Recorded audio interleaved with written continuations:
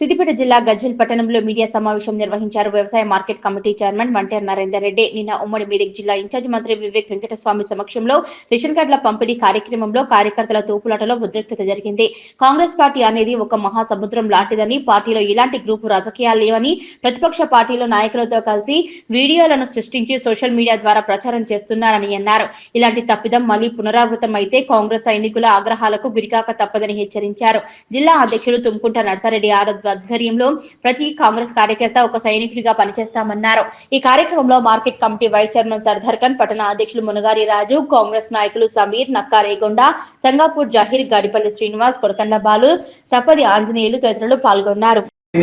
ప్రక్రియ నిన్న మా ప్రియతమ నాయకుడు తుమ్కుంట నర్సారెడ్డి గారి ఆధ్వర్యంలో ఎంతో ఘనంగా చేసుకోవడం జరిగింది. ఈ కార్యక్రమానికి మా ఉమ్మడి మెదక్ జిల్లా ఇన్ఛార్జ్ మంత్రివర్యులు వివేక్ వెంకటస్వామి గారు కూడా రావడం జరిగింది. ఈ కార్యక్రమంలో మా పార్టీకి సంబంధించి కొందరు వ్యక్తులు ఆ కార్యక్రమాన్ని డిస్టర్బ్ చేసే విధంగా చేసిన చిన్న అంశాన్ని ఈరోజు ప్రతిపక్ష పార్టీలు వివేక్ వెంకటస్వామి గారిని అడ్డుకున్నారు, ఆయన ప్రోగ్రామ్ని అడ్డుకున్నారు, ఆయనకు నిరసన తెగ తలిగింది అని చెప్పేసి యూట్యూబ్లో అలాగే సోషల్ మీడియాలో తప్పుడు ప్రచారాలు చేస్తూ రాక్షసానందం పొందుతున్నారు. నిన్న చూసినట్టయితే మా మాజీ ఎమ్మెల్యే నర్సన్న గారి ఆధ్వర్యంలో దాదాపు 300-400 కార్లతో మా ఇన్ఛార్జ్ మంత్రివర్యులకు ఘన స్వాగతం పలికి ప్రతి మండలంలో కూడా మండలం నుంచి ప్రతి రేషన్ కార్డు లబ్ధిదారులు కూడా ఎంతో సంతోషంతో ఆ కార్యక్రమాలకు హాజరై నిన్నటి ప్రోగ్రాంను ఎంతో విజయవంతం చేశారు. కానీ దీన్ని నిన్న గజ్వేల్లో జరిగిన ఒక చిన్న సంఘటనను చూపిస్తూ ఈరోజు గజ్వేల్లో మంత్రికి చుక్కెదురు, మంత్రికి నిరసనగా అని ఇలా తప్పుడు కూతలు తప్పుడు మాటలు ప్రచారం చేస్తున్న అందరికి కూడా కాంగ్రెస్ పార్టీ పక్షాన మేము హెచ్చరిస్తున్నాం. ఇలాంటి పిచ్చి కూతలు కూస్తే రాబోయే రోజుల్లో మీకు తగిన గుణపాఠం చెప్తాము. అలాగే గజ్వేల్లో గ్రూపులు ఉన్నాయి, గజ్వేల్లో గ్రూప్ తగాదాలు ఉన్నాయని చెప్పేసి మీరు ఏదైతే ప్రచారం చేస్తున్నారో ఇది క్లియర్గా తప్పు. ఎందుకంటే మా గజ్వేల్ నియోజకవర్గానికి ఒక్కడే నాయకుడు, ఆయన మా మాజీ ఎమ్మెల్యే తుమ్కుంట నర్సారెడ్డి గారు. ఆయననే ఈరోజు మా గజ్వేల్ నియోజకవర్గానికి ఇన్ఛార్జిగా ఉన్నారు. మన ప్రియతమ ముఖ్యమంత్రి గారు ఖుద్ అన్నారు, ఏ నియోజకవర్గానికి ఎవరైతే ఇన్ఛార్జిగా ఉన్నారో వారే బాస్ అని చెప్పేసి. కాబట్టి మా నియోజకవర్గానికి ఆయనే బాస్. ఆయనకు ఎదురుగా వచ్చే వాళ్ళు ఎవరైనా కూడా వారు పార్టీకి వ్యతిరేకంగా పనిచేసినట్టే, వాళ్ళు పార్టీని నష్టపరిచే విధంగా, పార్టీని నలుగురిలో నవ్వుల పాలు చేసే విధంగా పనిచేసినట్టే. కాబట్టి వాళ్ళు తమ పద్ధతిని మార్చుకోవాలి. లేదంటే మీరు పార్టీ నుంచే కాదు ప్రజల్లో కూడా మీరు అబాస్ పాలవుతారు. కాబట్టి రాబోయే రోజుల్లో మా నాయకుని పైన కానీ ఈ కాంగ్రెస్ పార్టీని నష్టపరిచే విధంగా మీరు ఎవరు కూడా నిన్న జరిగేటువంటి సంఘటన పునరావృతం చేసినట్టే తప్పకుండా మా నర్సన్న నాయకత్వంలో పనిచేస్తున్న కాంగ్రెస్ ప్రతి సైనికుడు కూడా మీకు తగిన బుద్ధి చెప్తారని చెప్పేసి ఈ సందర్భంగా తెలియజేస్తున్నాను. రేషన్ కార్డులో పంపిణీలో భాగంగా ప్రజల్లో జరిగిన సంఘటన మా కుటుంబ సమస్యగా మేము భావిస్తున్నాం. మా కాంగ్రెస్ కుటుంబ సమస్యగా భావిస్తున్నాం. ఎలాంటి గొడవ లేకుండా నిన్న రేషన్ కార్డుల మంత్రి గారి సమక్షంలో మా ఇన్ఛార్జ్ మంత్రి అయినటువంటి వివేక్ వెంకటస్వామి గారు కొత్త రేషన్ కార్డుల పంపిణీలో భాగంగా గజ్వేల్లో పెద్ద ఎత్తున మీటింగ్ పెట్టడం జరిగింది. అందులో భాగంగా మా కాంగ్రెస్ కుటుంబ సభ్యుల్లో చిన్న సమస్య, అది పెద్ద సమస్య కాదు, మా కుటుంబ సమస్యగా మేము భావిస్తున్నాం. దాన్ని ఎలాంటి తప్పిదము పెట్టుకోవద్దని మేము కోరుచున్నాము. మా సమస్యను మేము ఖచ్చితంగా మా అధిష్టానం దృష్టికి తీసుకుపోయి పరిష్కరించుకుంటాం. కానీ ప్రజలకు మాత్రము ఎలాంటి అసౌకర్యం కలగకుండా రేషన్ కార్డు పంపిణీ అనేది యథావిధిగా సాగింది. మా మంత్రి గారు కూడా మంచి సందేశం ప్రజలకు ఇచ్చినారు. మరి గత 10 ఏళ్ళ బీఆర్ఎస్ ప్రభుత్వంలో ఒక్క రేషన్ కార్డు ఇవ్వలేని దద్దమ్మలు కూడా ఇలా కామెంట్ చేయడం అనేది జరుగుతుంది. మరి అది మంచిది కాదు. మా కుటుంబ సమస్య వాళ్ళ పార్టీలో కూడా ఎన్నో సమస్యలు ఉన్నాయి. వాళ్ళు మాట్లాడిన విధానం కూడా మీ అందరికీ తెలుసు, ప్రజలకు తెలుసు, మీ అందరికీ తెలుసు.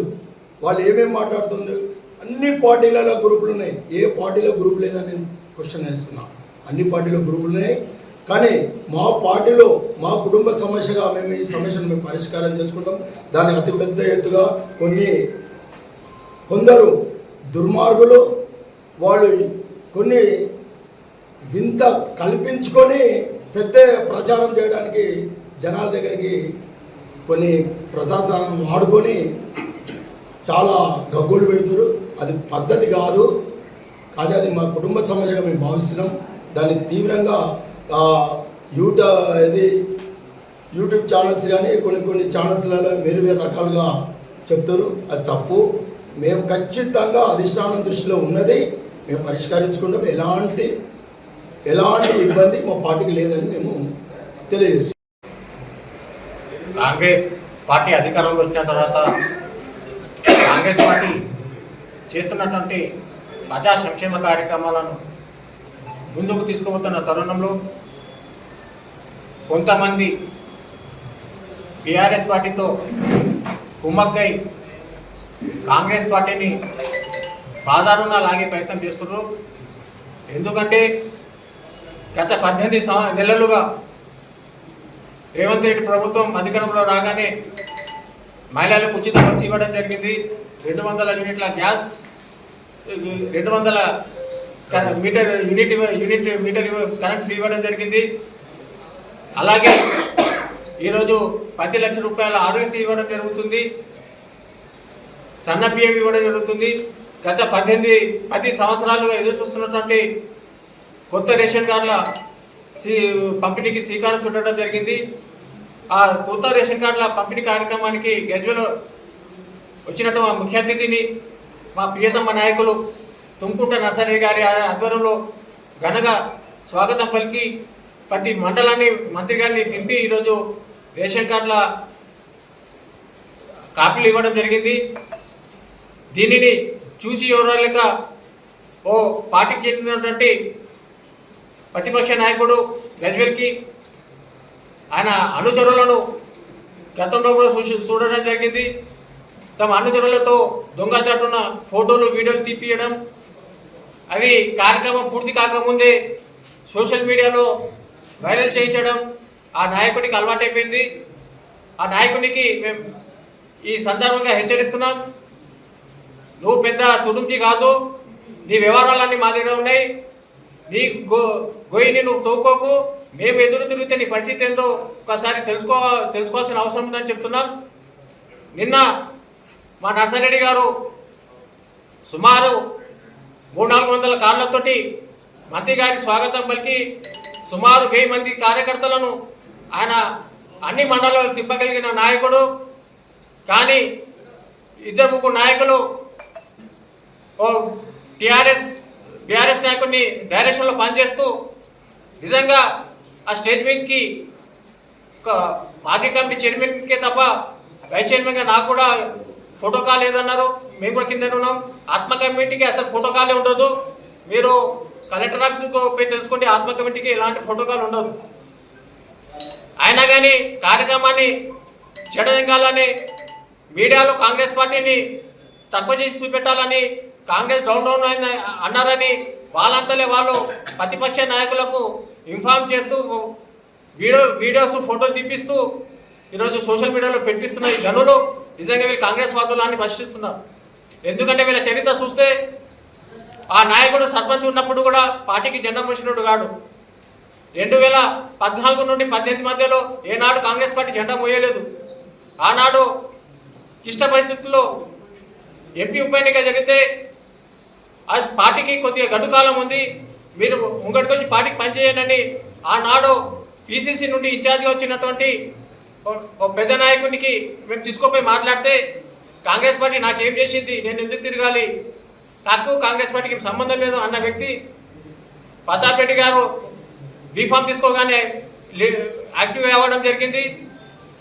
ప్రతాప్ రెడ్డి గారి డైరెక్షన్తో ప్రతాప్ రెడ్డి గారు కాంగ్రెస్ పార్టీ వదిలేసి టీఆర్ఎస్లో పోతే ఆ నాయకుని కాంగ్రెస్లో పెట్టి ఆయన ఒక కోవట్ రాజకీయం చేస్తున్నాడు.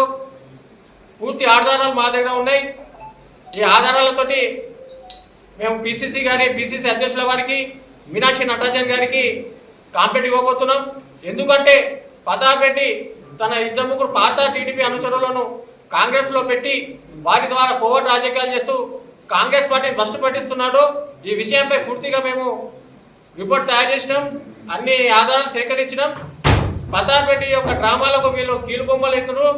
వీటిపై పార్టీపరంగా క్రమశిక్షణ చర్యలు తీసుకోవాలని కోరుతూ మేము త్వరలోనే పిసిసి అధ్యక్షుల గారికి ఇన్ఛార్జ్ గారికి కలవడం జరుగుతుంది.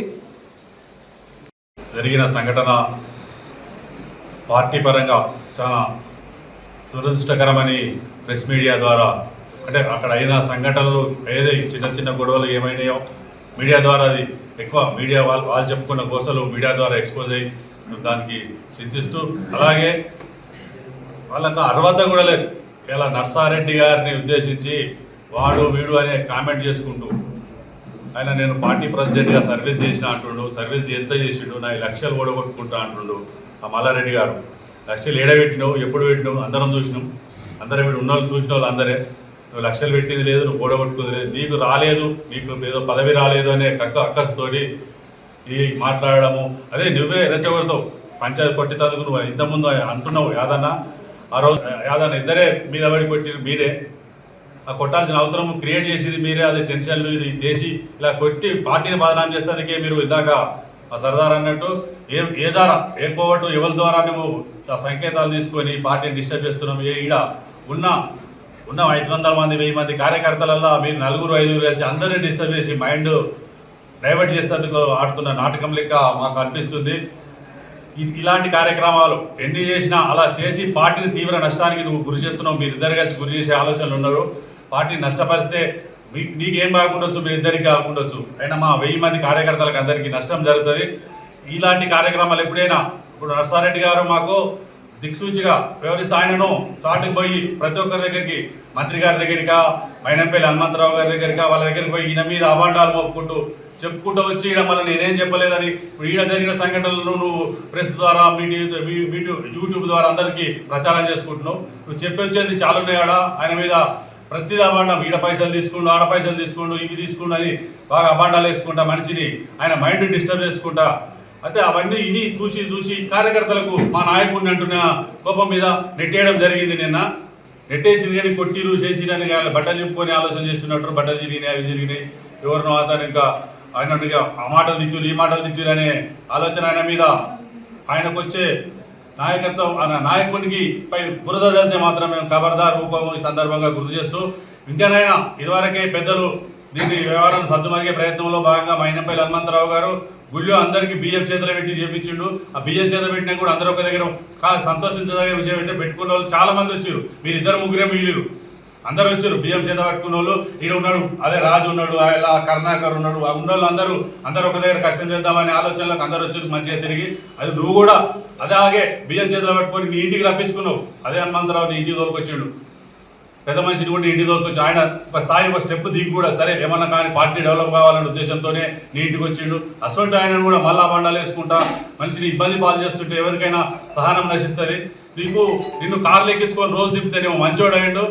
ఇవాళ 14 ఓడిపోయాడు, 14లకు ఓటైండు, 18లకు ఓటైండు, 23లకు ఓటైండు అని చెప్తున్నావు. 23లో కూడా నువ్వు ఉన్నావు వెంబడి. నువ్వే కోర్టు లక్షణము దగ్గరుండి ఈయన ప్రతి సబ్జెక్టు నువ్వు బయటకు లీక్ చేసినావేమో.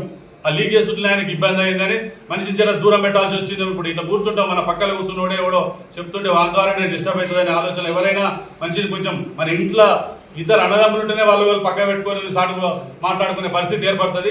ఏదో నీ ద్వారా అనుమానం వచ్చి నేను పక్క కూర్చొని మాట్లాడవలసిన పరిస్థితి ఏర్పడ్డది. నువ్వే ఏర్పరిచినావు.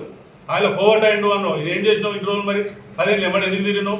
అధికారం ఉన్న రోజులు ఎంబడి కూర్చొని ఎందుకు తిరిగినావు? అప్పుడు కోవట అనుకుంటే దూరం ఉండొచ్చు కదా. నువ్వు ఏ పార్టీ నువ్వు ఉంటే నీకు న్యాయం చేసిన ప్రతాప్ రెడ్డి ఎంబడి ఉంటే ఆయనకే అన్యాయం చేసినావు. ఎంపీపీ చేసిండు తెలుసు అందరికీ, గజ్వేల్ అందరికీ తెలుసు. కొట్లాడి కాంతారావుతో కొట్లాడి అదే ప్రతాప్ రెడ్డి నేను ఎంపీపీ చేసిండు కాదన్న. ఆయన ఎంబడి ఉండాలి వచ్చేదాకా.